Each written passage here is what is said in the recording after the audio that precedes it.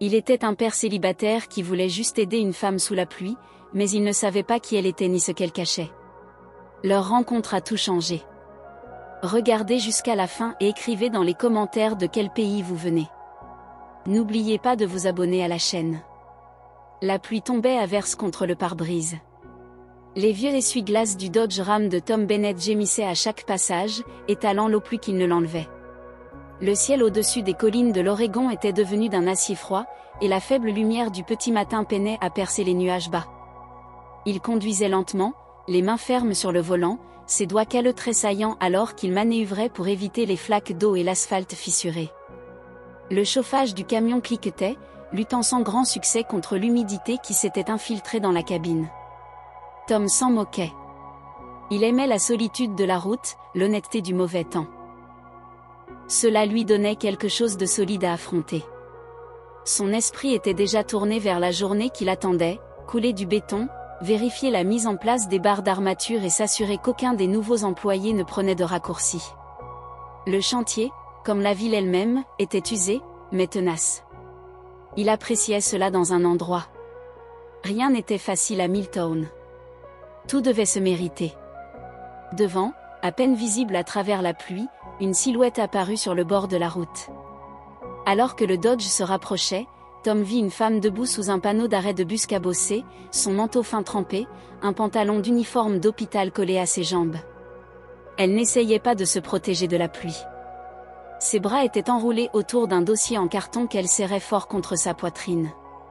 Sa tête était baissée, non pas pour chercher un abri, mais comme si le ciel lui-même était devenu trop lourd pour le regarder. Tom ralentit, se gara sur le côté et laissa le moteur tourner au ralenti. Un instant, il se contenta de l'observer. Sa posture le frappa, rigide, mais pas vaincu, usé, peut-être, mais pas effondré. Il y avait quelque chose de familier en elle, quelque chose qui lui rappelait de vieilles planches de pin courbées par l'âge, mais refusant de se briser. Il jeta un coup d'œil à l'horloge sur le tableau de bord. 6h41, il devait être sur le chantier dans 20 minutes, mais son pied flottait au-dessus de l'accélérateur, incapable d'appuyer. Avec un soupir, il se pencha et baissa la vitre du passager. L'air froid se précipita à l'intérieur avec le bruit de la pluie. « Vous avez besoin d'un lift » lança-t-il, la voix rauque de sommeil et d'années de peu d'usage. La femme se tourna lentement. Son visage était fatigué, ses cheveux plaqués sur ses joues. Elle ne répondit pas tout de suite, se contentant de le fixer avec des yeux de la couleur d'un vieux café, sombre, vif et trop habitué à la déception. Pendant un instant, il s'attendit à ce qu'elle refuse, mais elle hocha la tête une fois et s'avança. Ses pas étaient prudents, comme si ses jambes pouvaient la lâcher si elle bougeait trop vite. Elle ouvrit la portière, monta et la referma avec un bruit sourd et humide. « Merci » murmura-t-elle, sa voix à peine audible par-dessus la pluie. Tom hocha la tête, mais ne parla pas. Il augmenta le chauffage et ramena doucement le camion sur la route. Ils roulèrent en silence. Ses vêtements mouillés sentaient légèrement l'antiseptique et le moisi. Le chauffage progressait lentement contre la buée qui s'accrochait aux vitres. Il la regarda du coin de l'œil. Elle était plus âgée qu'il ne l'avait d'abord pensé, peut-être la mi-trentaine, mais son épuisement la vieillissait. Ses jointures étaient blanches autour du dossier qu'elle tenait, et ses épaules étaient rentrées comme si elle essayait de disparaître. « Vous êtes infirmière » demanda-t-il après environ 1 kilomètre, en désignant son uniforme. « Je l'étais » répondit-elle simplement. Tom n'insista pas. Si elle voulait s'expliquer, elle le ferait. Il respectait ce genre de silence. Il avait un poids qu'il comprenait. À la place, il se concentra sur la route. Le bourdonnement du moteur, le rythme de la pluie. Elle ne demanda pas où ils allaient, et il ne le précisa pas. Quelques rues plus loin, il ralentit devant le Blue Ridge Motel, un bâtiment trapu en forme de L avec un revêtement délavé et une enseigne au néon vacillante qui grésillait même en plein jour. Ce n'était pas grand-chose, mais c'était un abri. « Je reste juste ici pour l'instant », dit-elle doucement. Il se gara sur le parking en gravier et passa en mode stationnement. Elle ouvrit la portière et sortit sous la bruine. Ses chaussures trop grandes firent une éclaboussure dans une flaque. « Merci », dit-elle à nouveau, s'arrêtant près de la portière ouverte. Tom hocha la tête. Prenez soin de vous. Elle ferma doucement la portière et se tourna vers le bureau. Il la regarda jusqu'à ce qu'elle disparaisse sous l'auvent, puis repartit, les essuie-glaces reprenant leur plainte sans fin. Le reste de la journée passa dans un flou de ciment, de cris par-dessus les perceuses et de vérification de plans, mais elle resta dans un coin de son esprit. Quelque chose dans son immobilité, la façon tranquille dont elle s'était assise, sans demander, sans expliquer. Il avait d'un bon instinct pour les gens, des décennies sur les chantiers lui avaient appris qui était fiable et qui lâcherait l'affaire quand les choses se corseraient. Elle était du genre fiable. Ce soir-là, après avoir pris des nouvelles de Danny et réchauffé les restes de chili, Tom s'installa dans son fauteuil avec un livre qu'il ne finirait pas. La pluie tapotait toujours contre les fenêtres. Ses pensées revinrent à la femme. Il réalisa qu'il ne lui avait même pas demandé son nom. Dans la chambre de motel, Chiara était assise au bord d'un matelas grumeleux. Elle retira ses vêtements mouillés et se sécha les cheveux avec une serviette rêche. Le radiateur mural cliquetait et toussait, mais ne dégageait aucune chaleur. Elle ouvrit son dossier. À l'intérieur se trouvaient des impressions, des emails, des lettres, des rapports des RH, sa licence d'infirmière et la notification de licenciement final. Ça piquait encore, la façon dont il s'était caché derrière la bureaucratie et des termes vagues comme « désalignement avec les valeurs institutionnelles ». Elle avait osé parler. C'était son péché. Des patients dans le besoin privé de soins au nom du profit. Sa voix avait été qualifiée de perturbatrice.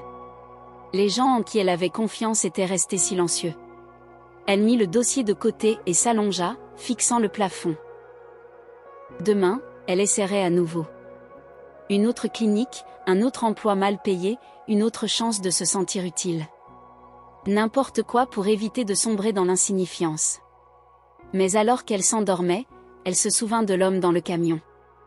Pas de questions, pas de jugement, juste une offre de chaleur dans un endroit froid. Le lendemain matin, le ciel était plus clair, bien que des flaques d'eau parsemaient encore les rues. Tom se tenait près de son camion avec un thermos de café, regardant la vapeur s'échapper du couvercle. Danny était parti à son rendez-vous de physiothérapie. Le chantier tournait sans lui pour quelques heures. Il aurait dû vérifier des factures, mais au lieu de cela, il se retrouva à tourner la clé dans le contact et à quitter son allée. Il ne savait pas où il allait jusqu'à ce qu'il y arrive. Le Blue Ridge Motel n'avait pas l'air différent de la veille. Quelques clients traînaient, fumant ou transportant des sacs dans des berlines cabossées. Tom se gara, sortit et se dirigea vers la réception. Le réceptionniste leva les yeux de son téléphone. « Vous avez une femme en uniforme d'infirmière qui loge ici ? Grande, peau foncée, très silencieuse ?» Le réceptionniste le toisa. « Chambre 12. » Tom hésita, puis frappa à la porte bleue délavée.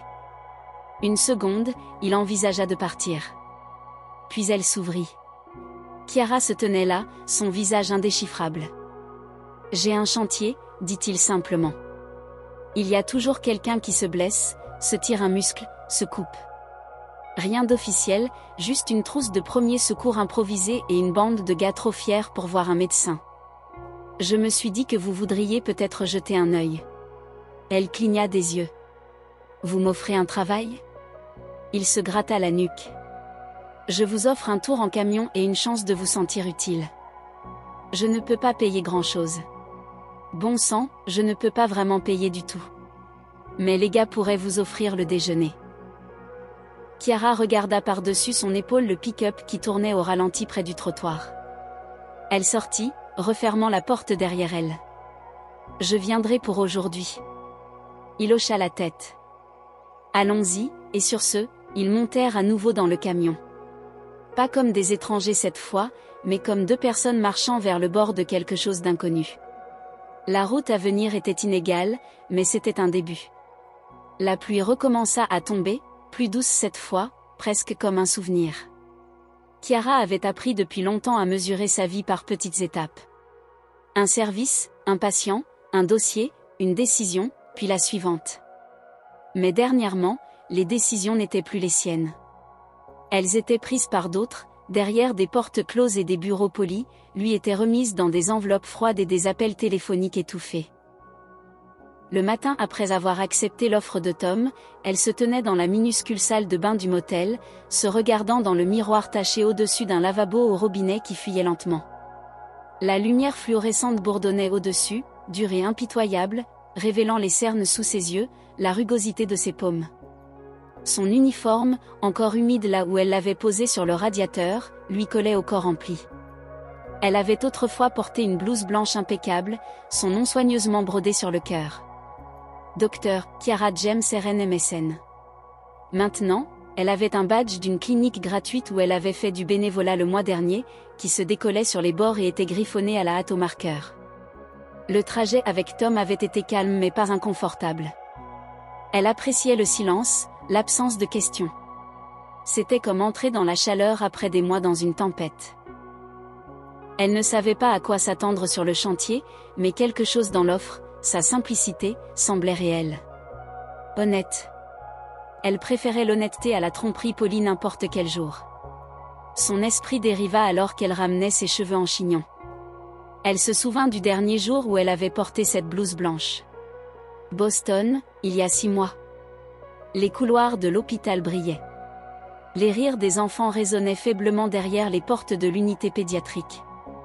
Elle avait toujours aimé cet étage, plein de vie, d'espoir et de résilience. Mais les dossiers qu'elle tenait entre ses mains ce jour-là n'apportaient pas d'espoir. Il apportait la confusion. Des médicaments changés du jour au lendemain. Des prescriptions réécrites.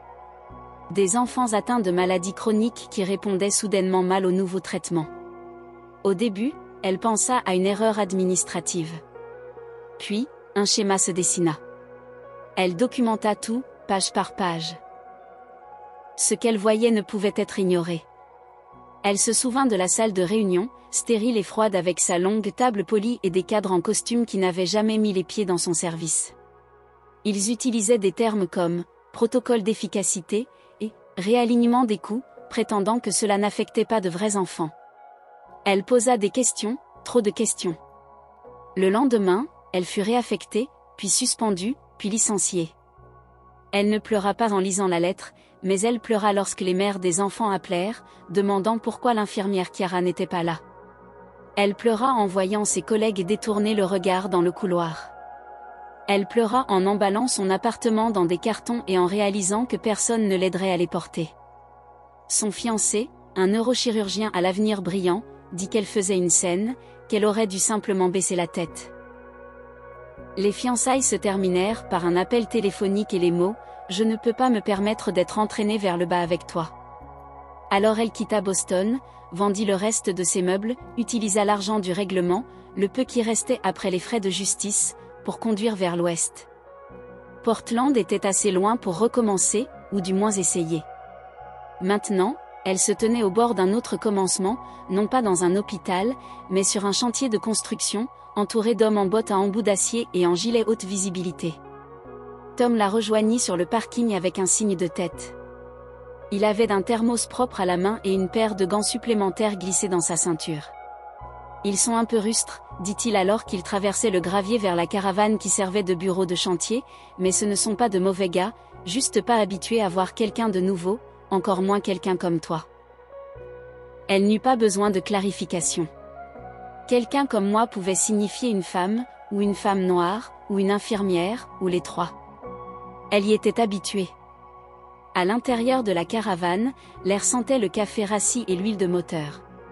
Une table pliante contenait une collection désorganisée de pansements, d'ibuprofène, de rubans adhésifs et un manuel de premiers secours poussiéreux.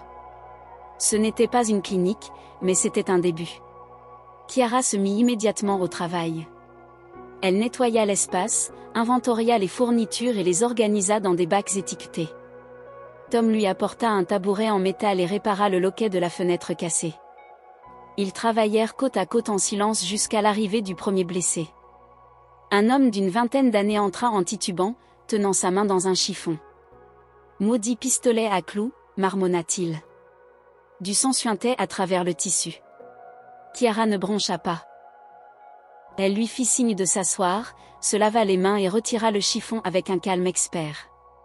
La blessure n'était pas profonde, mais elle nécessiterait un nettoyage et un pansement approprié. Elle se déplaça efficacement, posant des questions sur les vaccins antitétaniques et les allergies, tout cela pendant que l'homme la regardait avec un mélange de curiosité et d'incrédulité. « Vous êtes une vraie infirmière ?» demanda-t-il finalement. « Je l'étais », répondit-elle. « Je le suis toujours si vous demandez aux gens que j'aide. » Il hocha lentement la tête. « Je suppose que c'est ce qui compte. » La nouvelle se répandit rapidement. À l'heure du déjeuner, 3 autres travailleurs étaient venus chercher de l'aide. Une épaule foulée, une cheville tordue et quelqu'un souffrant d'un coup de chaleur pour avoir travaillé près du générateur. Chaque fois, Chiara travaillait avec une précision silencieuse. Elle ne posait pas de questions au-delà du nécessaire. Elle n'attendait pas de gratitude, mais elle venait quand même sous forme de hochements de tête bourrus et de merci à moitié marmonnés. Tout le monde n'était pas satisfait. Un des plus jeunes, tout en muscles et en attitude, marmonna quelque chose à voix basse sur les cas de charité et les infirmières de la discrimination positive. Chiara ne répondit pas, mais Tom le fit, non pas avec des mots, mais en se tenant à côté d'elle et en lui tendant la gaze dont elle avait besoin, montrant clairement sa position. Plus tard, en nettoyant, Chiara se retrouva seule dans la caravane. Elle s'assit sur le tabouret et regarda les étagères qu'elle avait organisées. C'était le plus petit espace médical dans lequel elle avait jamais travaillé, mais il semblait plus significatif que n'importe quel bureau d'angle ou suite d'hôpital. On avait besoin d'elle ici, pas tolérée, pas gérée, nécessaire. Ce soir-là, Tom l'invita à se joindre à lui et à Danny pour le dîner. Elle hésita, mais la faim et l'épuisement l'emportèrent. La maison était modeste, propre, remplie de l'odeur de quelque chose de mijoté et savoureux. Danny l'accueillit avec un large sourire et une main tendue. « Il était temps que quelqu'un montre à mon frère comment gérer une véritable opération, » dit-il. Chiara rit sincèrement. La table était encombrée d'outils, de dessins et de restes de plats à emporter. Tom s'excusa, mais elle fit un geste de la main. « Ça, c'est la vie, » dit-elle doucement. « Pas de la décoration, la vie. » Après le dîner, ils s'assirent dans le petit salon. Danny s'endormit sur le canapé avec une couverture remontée jusqu'au menton. Tom lui tendit une tasse de thé. « Pourquoi es-tu vraiment venu à Portland ?» demanda-t-il. Chiara baissa les yeux sur la vapeur qui montait de la tasse. Elle pensa à mentir, à donner une réponse simple, mais quelque chose dans sa voix, stable, sans insistance, la poussa à dire la vérité. « J'ai essayé de réparer quelque chose, et ils m'ont brisé pour ça. » Tom ne demanda pas quoi. Il n'en avait pas besoin. Au lieu de cela, il dit, « Eh bien, on dirait que tu es en train de recoller les morceaux. » Elle sourit, « J'essaie. » Ils restèrent assis là en silence. 2 personnes avec des blessures différentes mais des cicatrices similaires. La pluie tapotant doucement sur les fenêtres une fois de plus. Dehors, le monde continuait sa route, ignorant que dans une petite ville et une caravane encore plus petite, quelqu'un qui avait été mis de côté commençait à retrouver sa place. Et peut-être, juste peut-être, pensa Tom, lui aussi. L'air sentait le béton humide et la poussière de bois, l'acier et le soleil, et quelque chose d'autre en dessous. Quelque chose de brut, comme une méfiance suspendue, épaisse, entre les planches. Chiara sortit du camion de Tom juste après 6 heures le lendemain matin, son sac en bandoulière et sa posture déjà préparée pour la journée. Elle portait un uniforme bleu marine propre et des chaussures solides, mais personne sur le chantier ne regardait son uniforme. Il regardait son visage, sa peau, puis détournait le regard.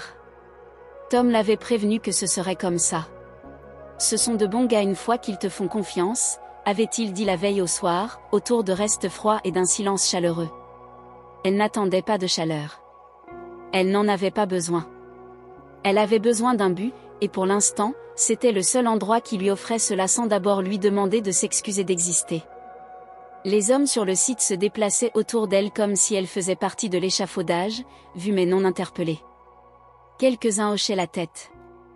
La plupart ne le faisaient pas. Elle passa devant eux, le menton haut, jusqu'à ce qu'elle atteigne la caravane. À l'intérieur, le petit espace qu'elle avait organisé la veille gardait encore son ordre. Les pansements alignés proprement dans des boîtes étiquetées. Les analgésiques empilés en rangées mesurées. La chaise pliante dans le coin portait la faible empreinte de sa présence.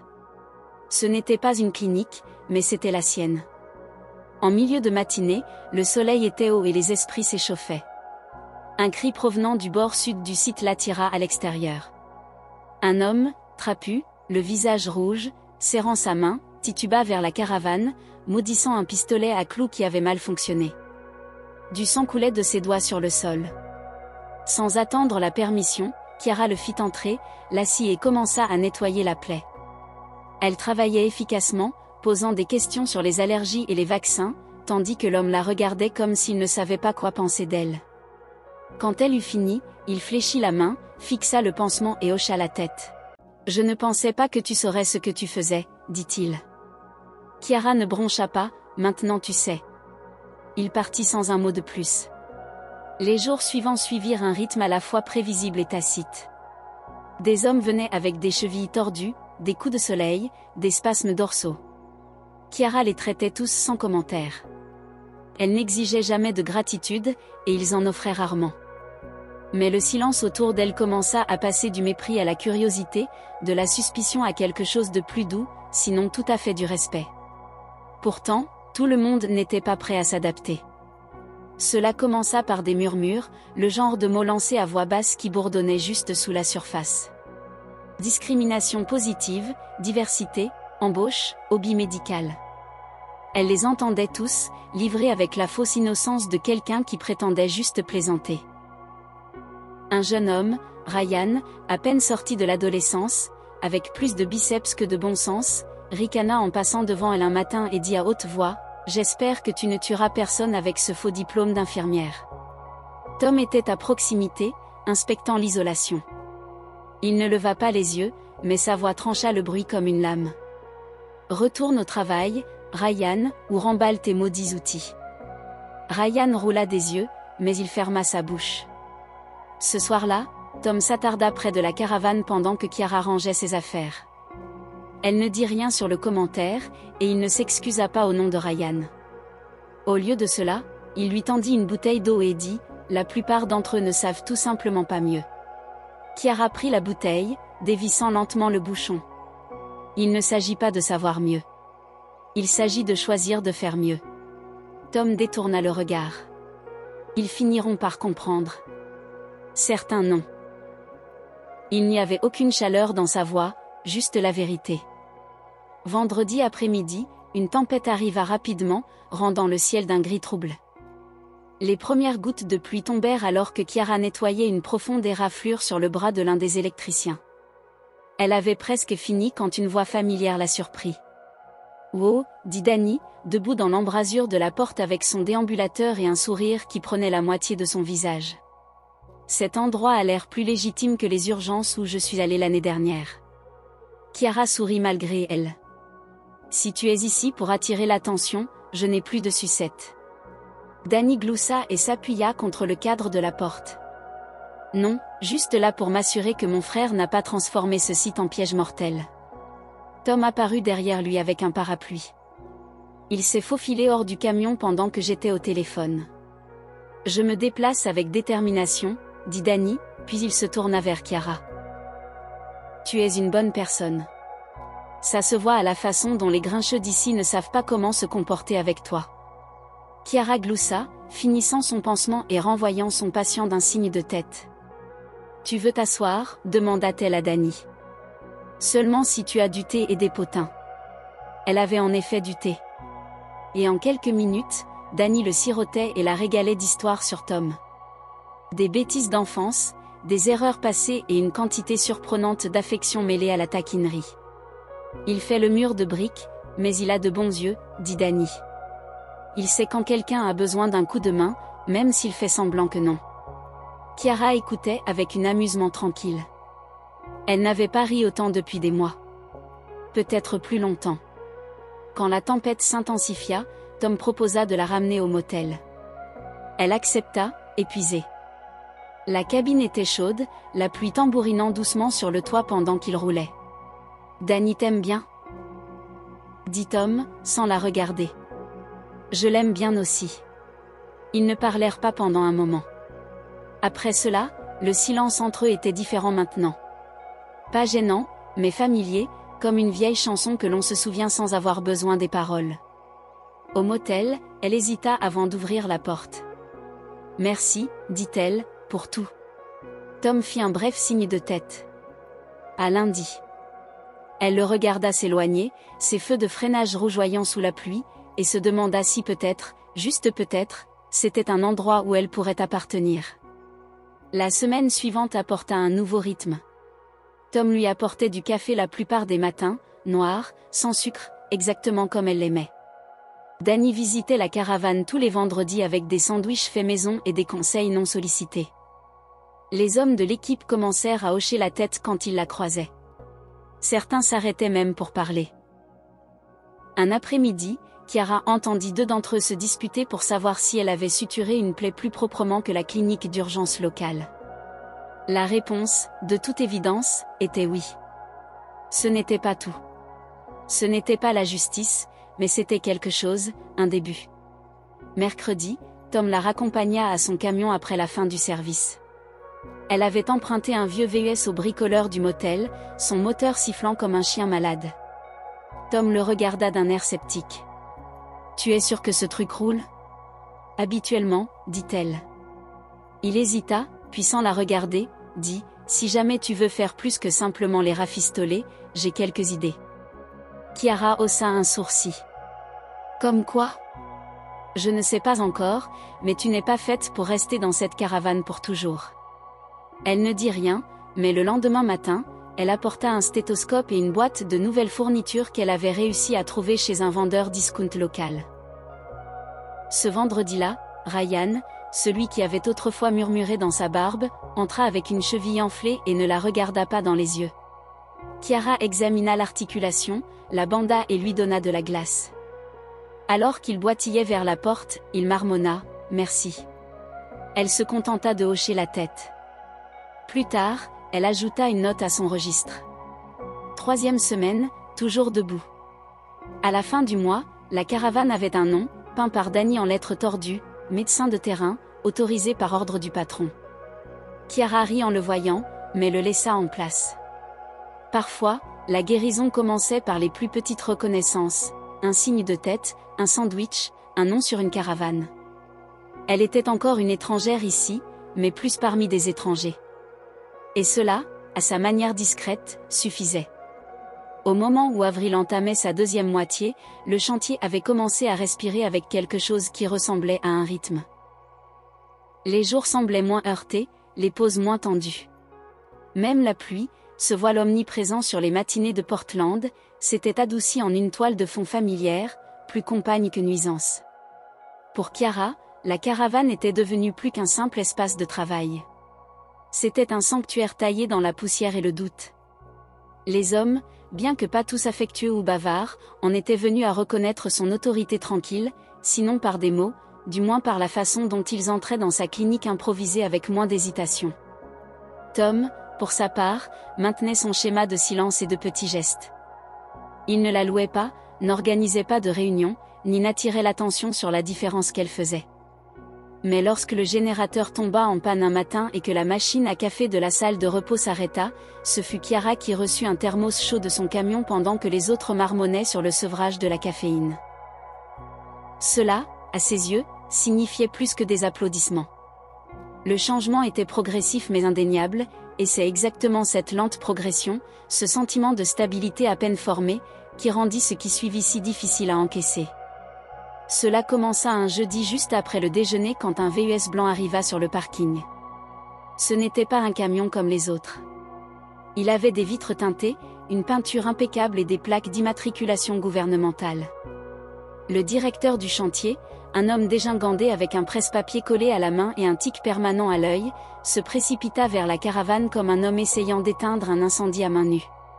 « Tu dois sortir d'ici », siffla-t-il en se penchant à l'intérieur, regardant Chiara comme si elle avait apporté une bombe dans sa poche.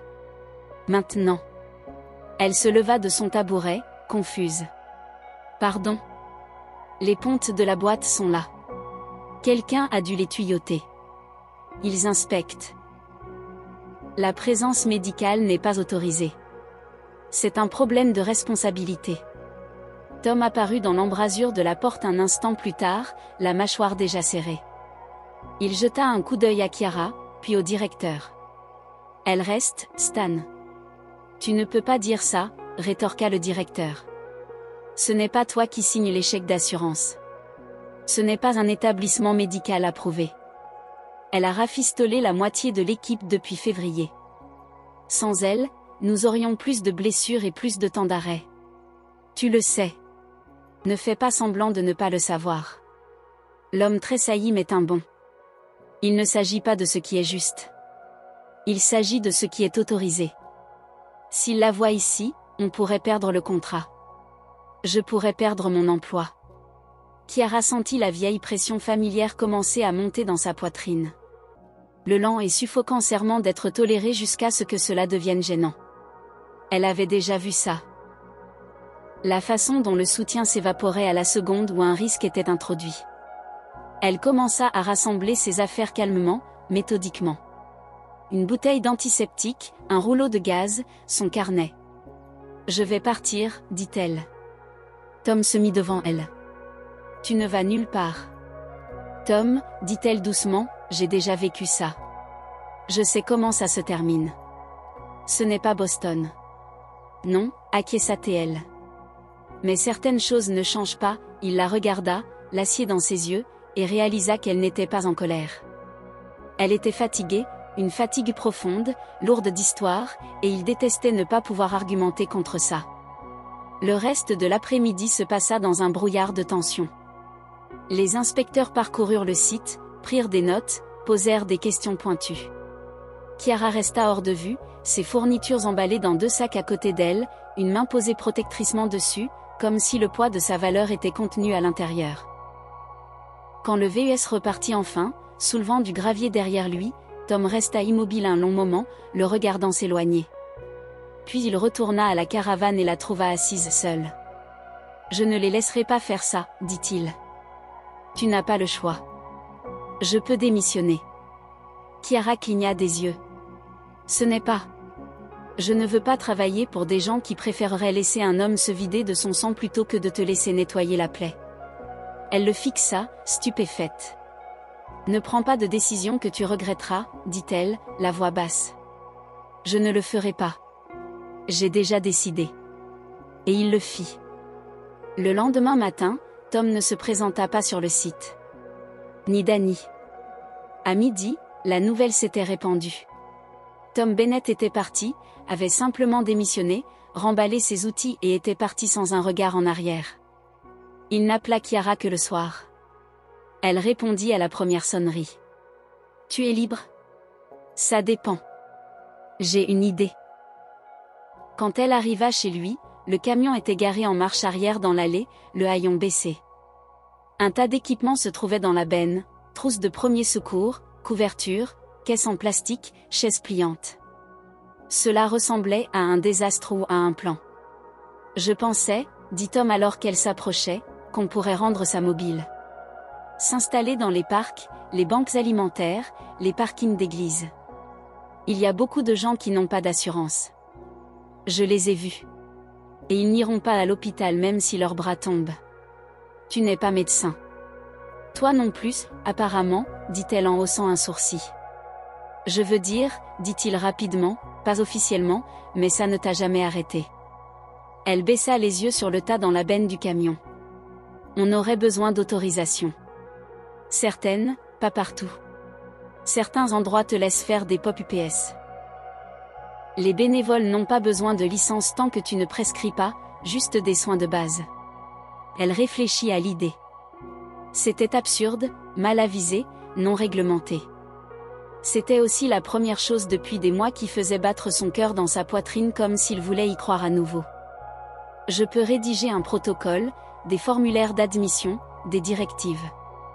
Je conduirai, tu soigneras. Ils travaillèrent jusqu'à minuit. Le matin, le Dodge avait été réaménagé. La banquette arrière contenait un lit de camp pliant. La benne transportait des bacs en plastique empilés avec des pansements et des bouteilles d'eau. Danny peignit à la bombe une pancarte en bois, LED sur roue. Leur premier arrêt fut un terrain derrière une église communautaire où une soupe populaire fonctionnait 3 fois par semaine. Les bénévoles les accueillirent avec curiosité. Chiara expliqua ce qu'ils offraient.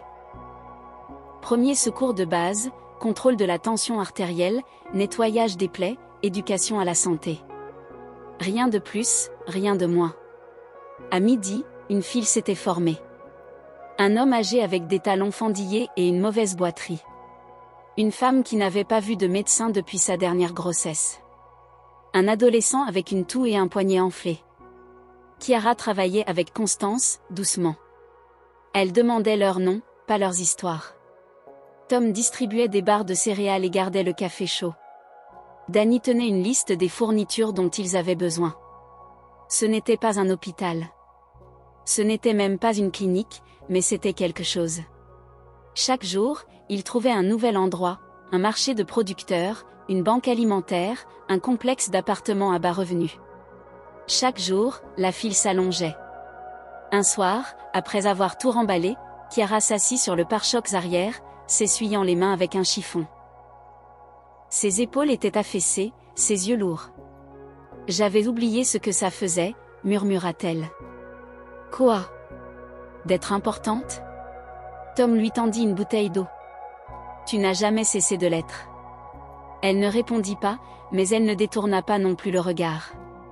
Le lendemain, quelqu'un peignit une insulte sur la portière côté conducteur du camion.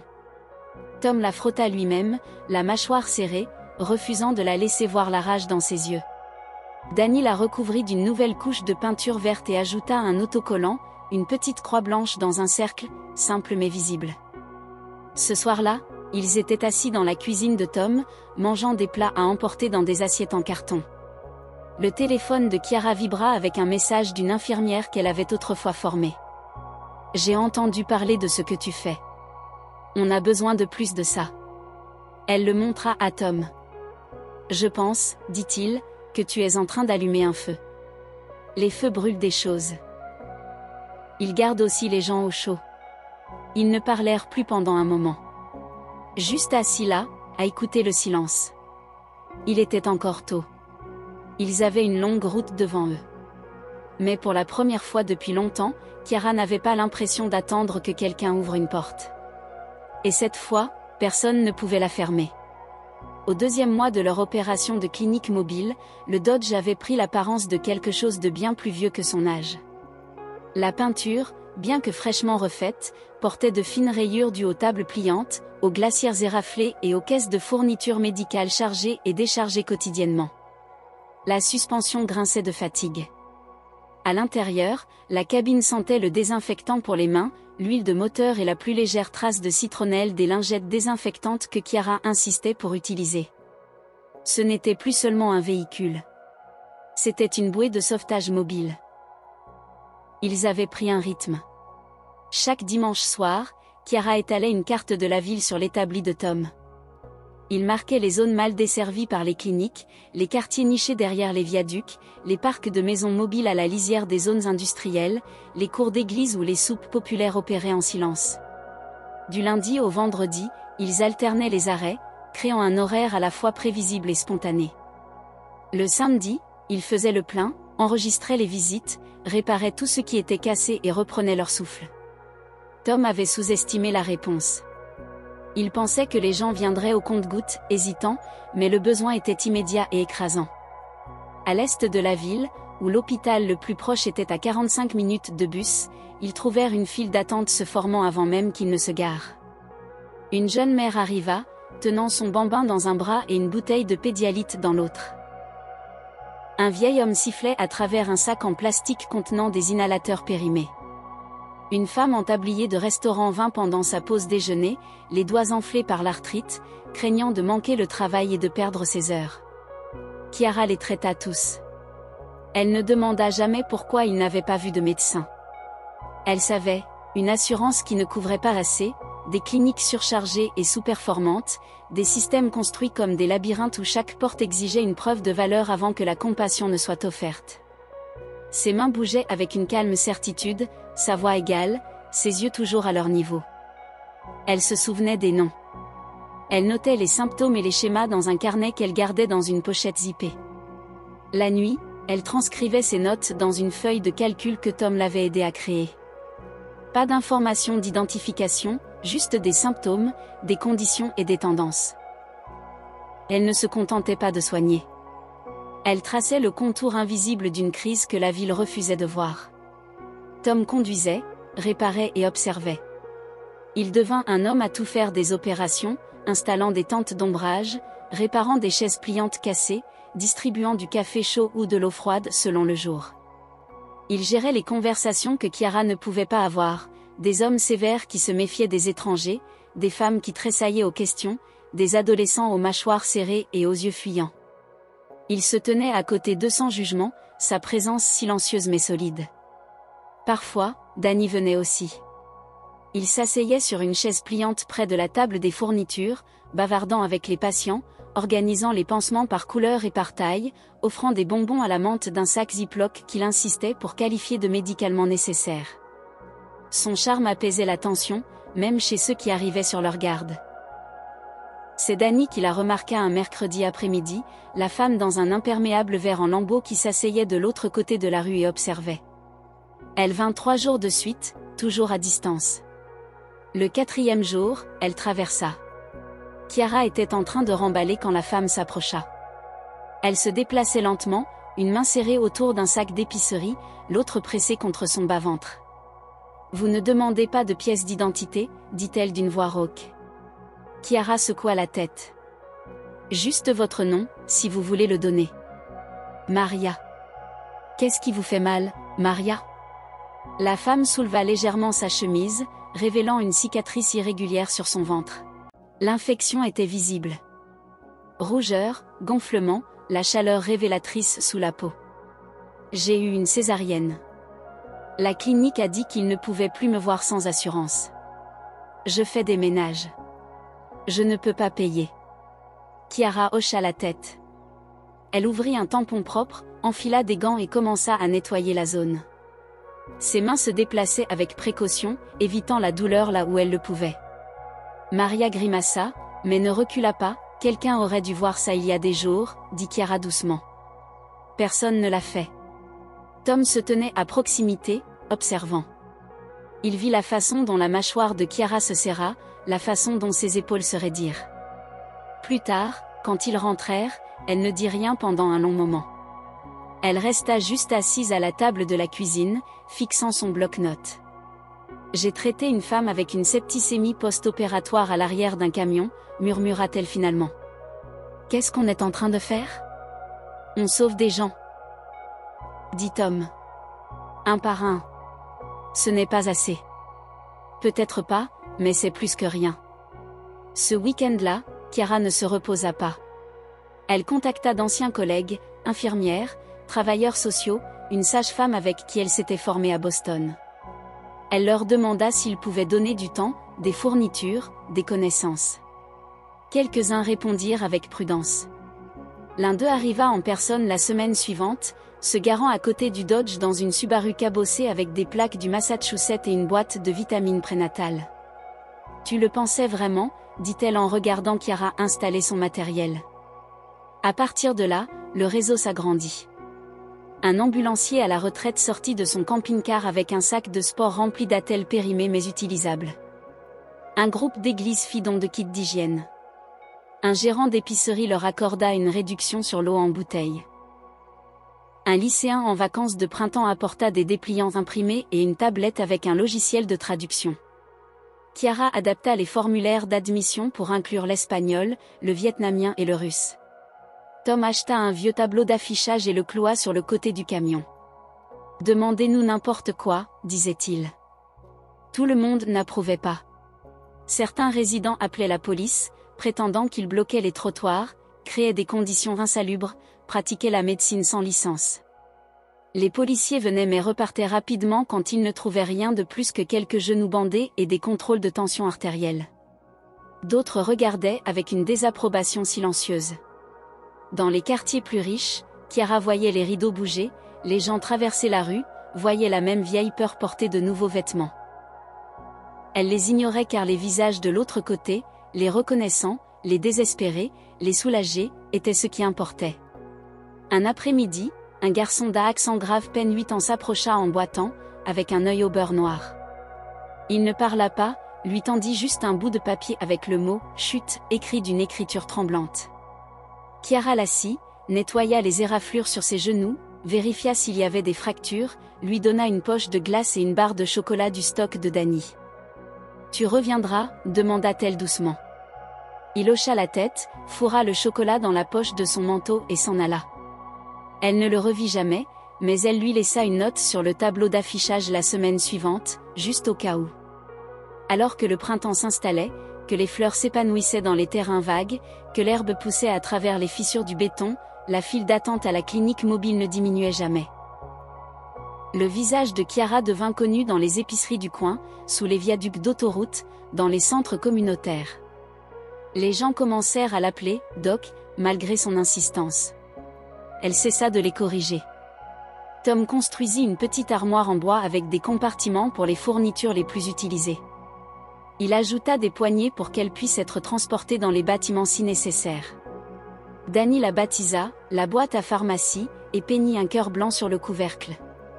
Un soir, après avoir emballé, Chiara s'assit à côté de Tom dans la benne du camion. Le soleil se couchait derrière les arbres, jetant une brume dorée sur le parc. « Tu sais ce qui me fait peur » dit-elle. « Tout » proposa Théil. Elle sourit faiblement. « Que ça s'arrête.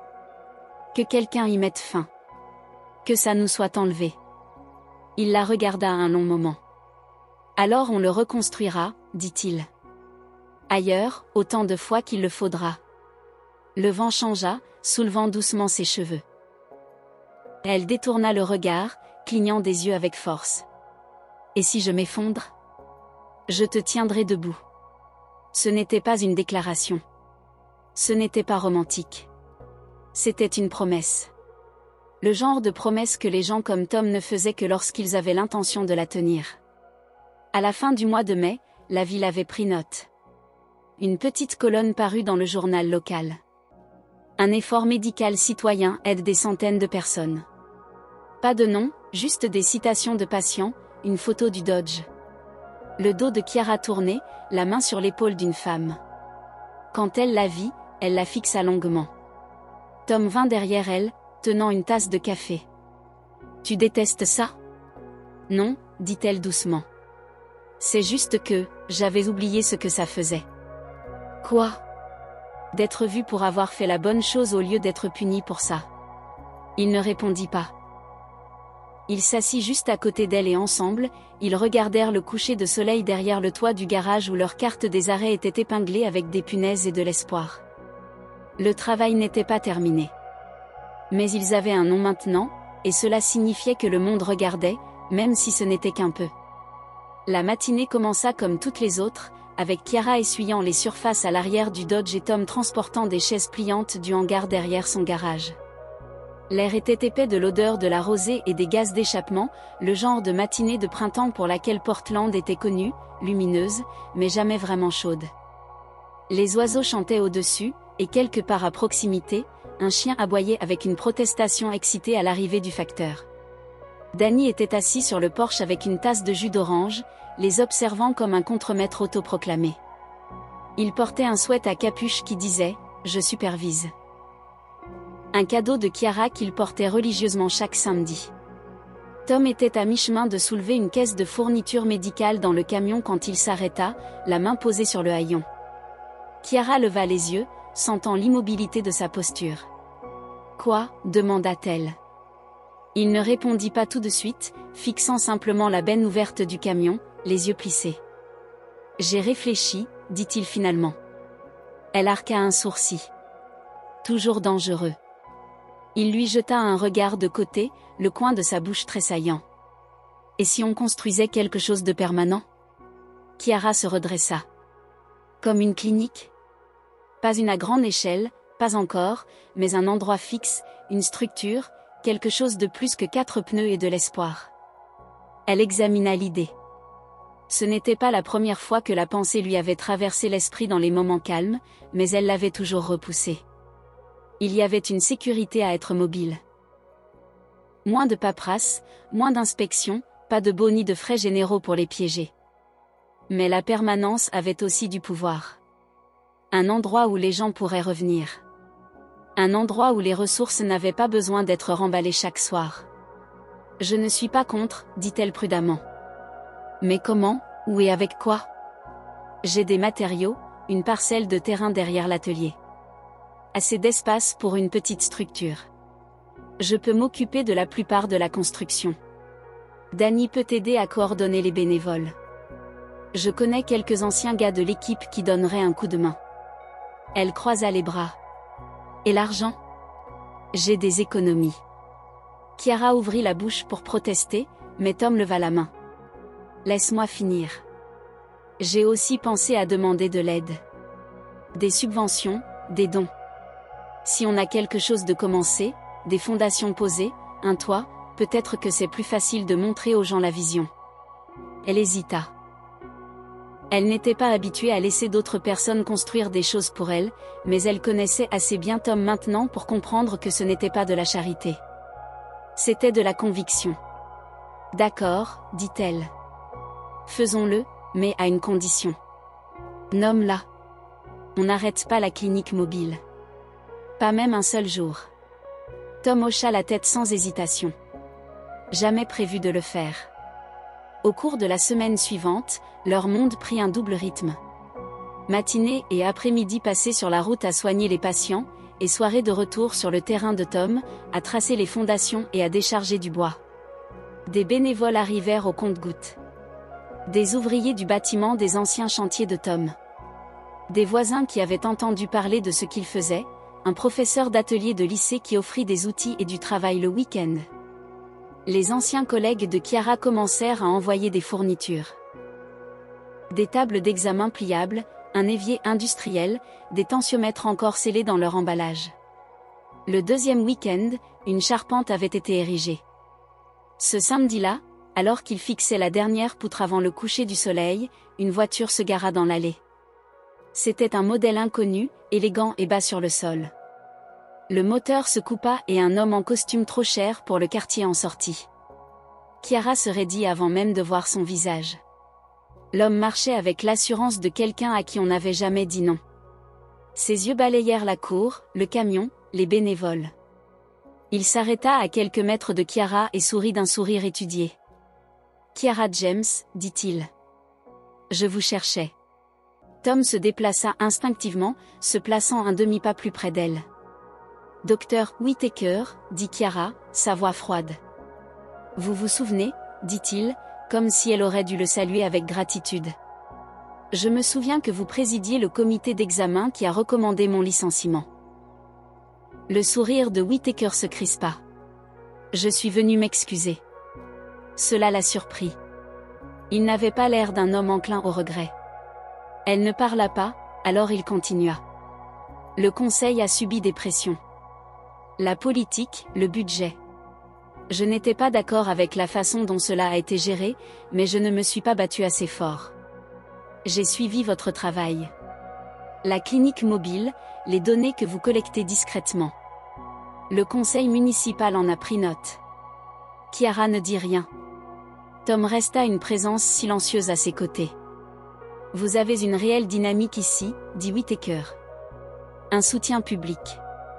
Si vous étiez disposé à placer cela sous l'égide de l'hôpital, nous pourrions fournir l'infrastructure, la protection, le financement. Et le contrôle, dit Chiara sèchement. La structure, corrigea-t-il. Nous ne sommes pas l'ennemi, Chiara. Laissez-nous vous aider à développer cela. En faire quelque chose de plus grand. Elle croisa les bras. La dernière fois que j'ai laissé quelqu'un m'aider à développer mon travail, ils l'ont enterré. Whittaker ne broncha pas, pensait Y. Vous avez fait des choses incroyables, mais ça ne peut pas durer éternellement à l'arrière d'un camion. Quand il partit, ni Chiara ni Tom ne parlèrent pendant plusieurs minutes.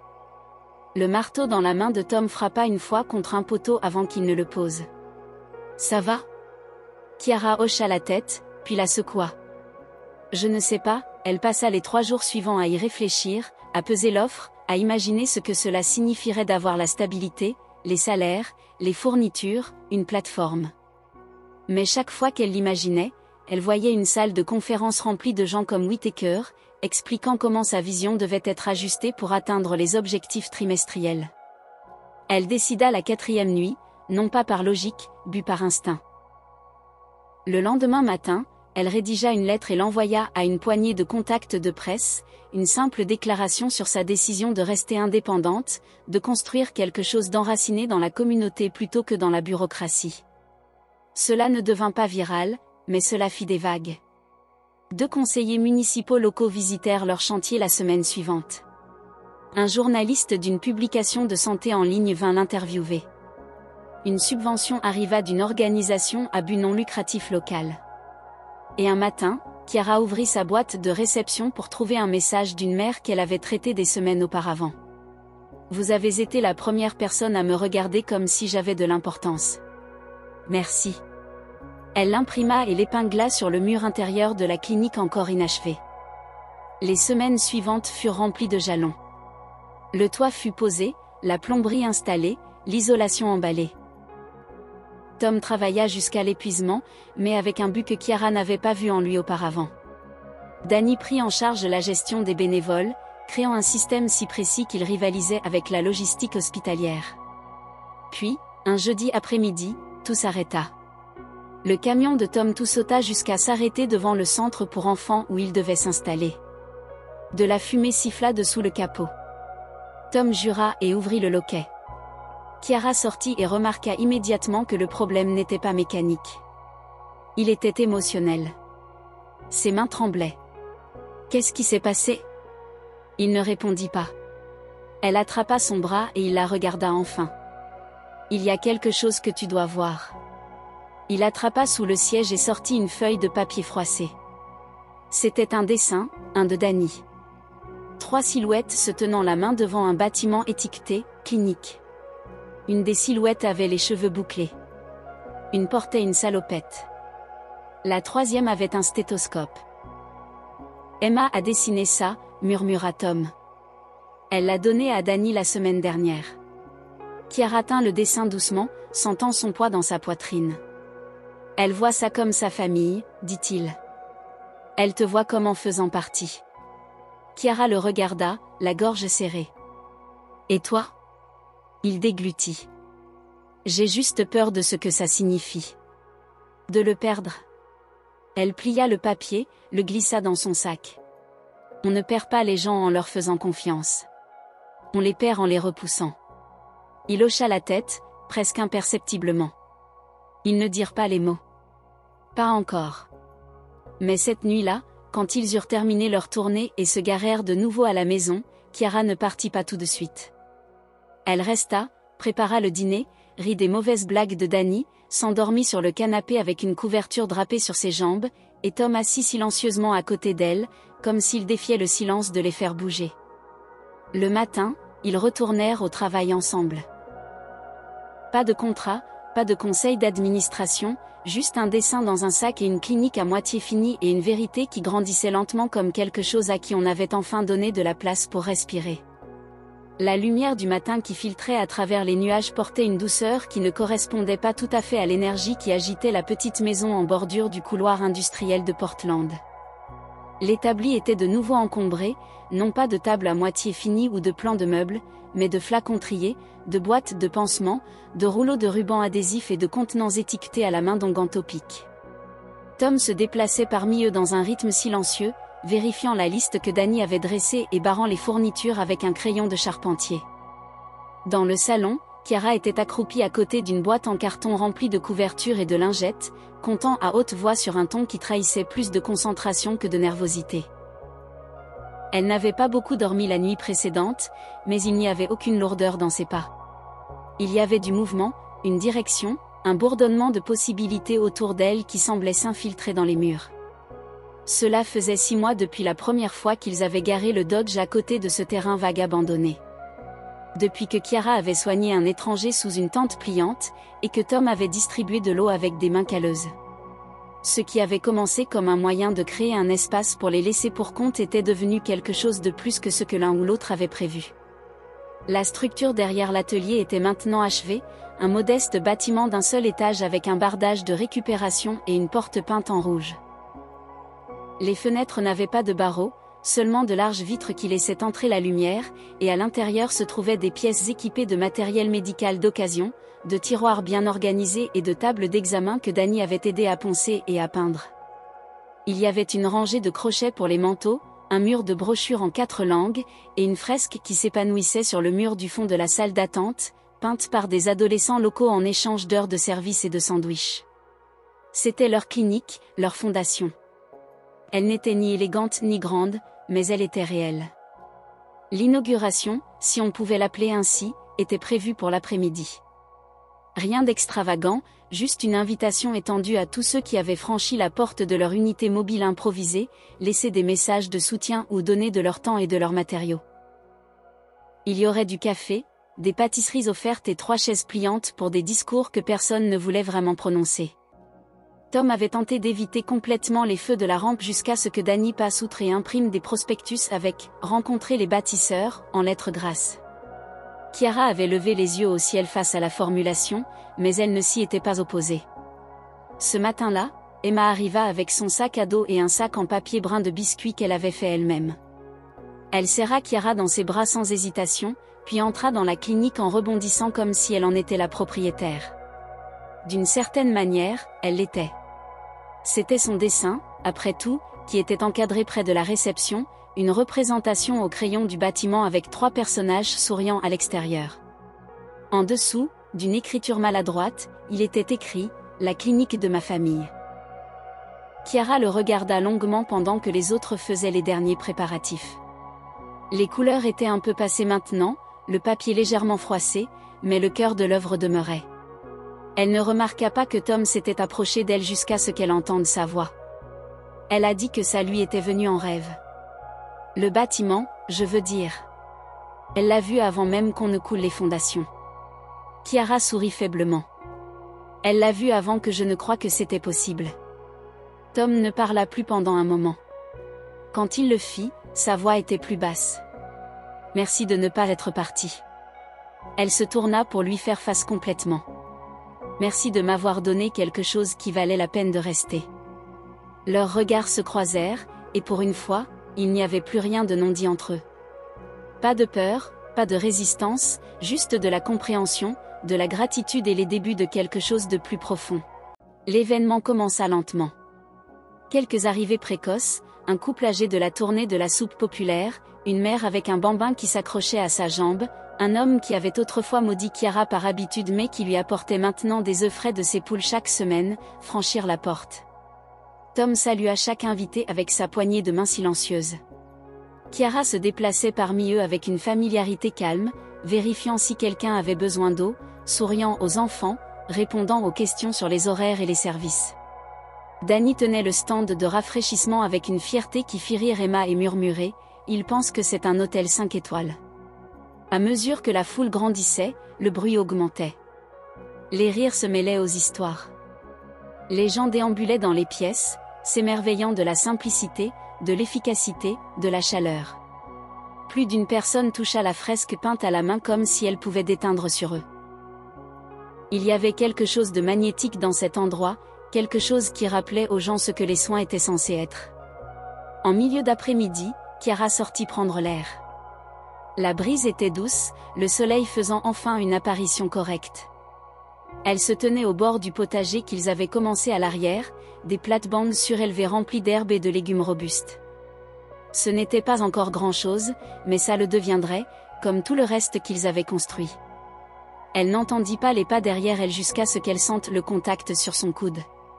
C'était Tom. Ils sont tous à l'intérieur, attendant tes grands mots, dit-il avec un sourire en coin. Elle rit doucement. Je ne fais pas de discours. Tu n'es pas obligé. Parle juste. Tu leur as déjà donné le reste. Ils restèrent là un moment de plus avant de rentrer.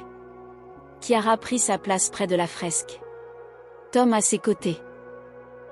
Danny et Emma regardant depuis le fond avec des sourires identiques. Elle n'utilisa pas de microphone. Ne prépara rien. Elle parla simplement. Quand on a commencé ça, On n'avait pas de plan. On n'avait pas d'argent. On avait à peine confiance. Mais on savait les uns les autres. Et on croyait que tout le monde méritait des soins. Pas seulement un traitement, mais de l'attention, de la gentillesse, un endroit où être vu. Cette clinique n'est pas le cadeau d'une seule personne. C'est une promesse d'une communauté. Nous allons continuer à être présents, et nous espérons que vous le ferez aussi. Les applaudissements qui suivirent n'étaient pas bruyants, mais ils étaient sincères. Après, les gens s'attardèrent. Le soleil commença à se coucher. Des bénévoles empilèrent les chaises et ramassèrent les gobelets en papier. Emma se blottit sur la table d'examen dans la pièce du coin, profondément endormie avec son sac à dos comme oreiller. Danny somnolait dans son fauteuil roulant sous la fresque. Tom et Chiara se tenaient dans l'embrasure de la porte, côte à côte, regardant les derniers invités partir. Elle sentit sa main frôler la sienne. Elle ne s'écarta pas. Plus tard, de retour à la maison, Tom sortit une petite boîte en bois enveloppée d'une simple ficelle. Il la lui tendit sans un mot. Elle l'ouvrit pour trouver un pendentif. Une vieille alliance à lui, réutilisée, façonnée en cercle et montée sur un cordon de cuir. « Je ne veux pas effacer le passé, dit-il doucement. Mais j'aimerais construire quelque chose de nouveau. » Chiara referma lentement la boîte. « J'aimerais ça aussi. » Dans les mois qui suivirent, la clinique prospéra. L'unité mobile continua ses tournées, maintenant occupée certains jours par des bénévoles et des étudiants en soins infirmiers. Chiara partageait son temps entre le terrain et le bâtiment, n'oubliant jamais ses racines en mouvement. Tom agrandit l'atelier, créant un espace où les meubles et la médecine pouvaient coexister. Danny organisa des foires de la santé mensuelles. Emma peignit une nouvelle fresque dans le hall d'entrée. Celle-ci représentait une ville remplie d'arbres, de gens et de minuscules cliniques parsemant chaque coin. Lorsque l'hôpital de Boston envoya une autre lettre, une offre pour ramener Chiara avec un titre, un salaire et des excuses, elle l'ouvrit avec Tom à ses côtés. La lut une fois, puis la plia soigneusement et la glissa dans un tiroir. « Mon cœur est ici », dit-elle simplement, et il hocha la tête. Un an jour pour jour après qu'il l'eut vue pour la première fois debout sous la pluie, ils se tenaient ensemble devant la clinique sous une légère bruine. Le Dodge était garé à proximité, toujours fonctionnel, toujours fidèle. Des enfants couraient dans le jardin derrière eux. Quelqu'un avait écrit un message à la craie sur le trottoir. « Merci de nous voir. » Tom baissa les yeux vers elle et elle vers lui. « Ce n'était pas dans le plan, » murmura-t-il. « La plupart des choses qui valent la peine d'être construites ne le sont pas, » répondit-elle. Et quand ils se tournèrent vers la porte et entrèrent, la pluie s'estompa en quelque chose de plus doux, presque comme la lumière du soleil. Derrière eux, 3 paires de bottes séchaient sur le paillasson. De tailles différentes, mais également boueuses. Une pancarte au-dessus de la porte disait « La guérison se passe ici ». Cela avait pris du temps. Cela avait demandé de la confiance, mais ils avaient construit un foyer. Si cette histoire vous a ému, n'oubliez pas de vous abonner pour en voir d'autres. Consultez nos prochaines vidéos pour d'autres histoires puissantes, et partagez celle-ci avec quelqu'un qui a besoin de la voir. Merci d'avoir regardé.